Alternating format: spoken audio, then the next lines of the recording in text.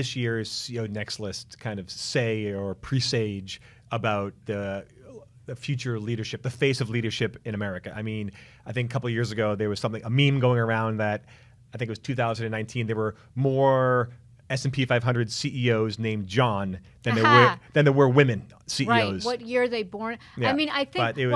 I think there's a couple of things. One is it is more diverse.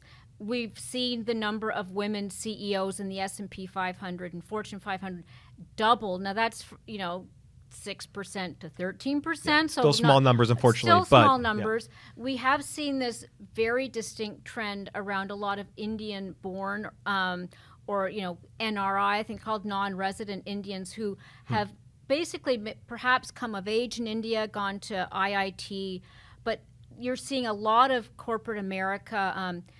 That is a group of people that I think is really sort of taking more prominence in the C-suite, and I think there's a number of reasons for that, and I think that's a fascinating trend. So there is more. Give me a few reasons for that.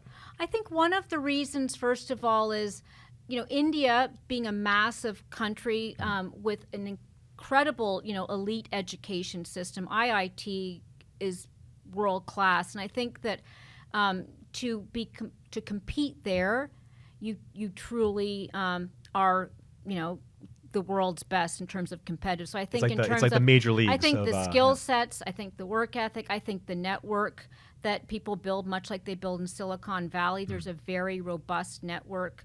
And I also think that just the entrepreneurial energy that you've seen in Silicon Valley, you also see a lot of, I'd say, South Asian-born entrepreneurs. And again, I make that cultural. Many of them may be born in the U.S., but I think that's another factor because you need that entrepreneurial energy, that sort of technical expertise. That's an area where India's been very strong traditionally. I think they're bringing those skills into the C-suite too. So I think that's one factor. And I guess the other thing I would say in terms of what we're seeing in terms of trends per se is the Gen X, which I'm part of. You're probably a millennial, but I'm 1980. I'm a zillennial. So that Gen X is, I think, very well equipped to go into the C-suite because if you look at the number of crises we've lived through booms and busts, financial crisis, war, 9/11, like it's actually quite a battle-tested generation. So I think that comfort with ambiguity and that comfort with change is hugely important because there's no easy roadmap going forward. It clearly is that we're in a time of transformation, huge innovation, and what matters is not so much being able to plan, but being resilient and being able to adapt to the moment, see the opportunity, and seize on it. And I think that generation coming into the C-suite probably will be very well equipped to do that.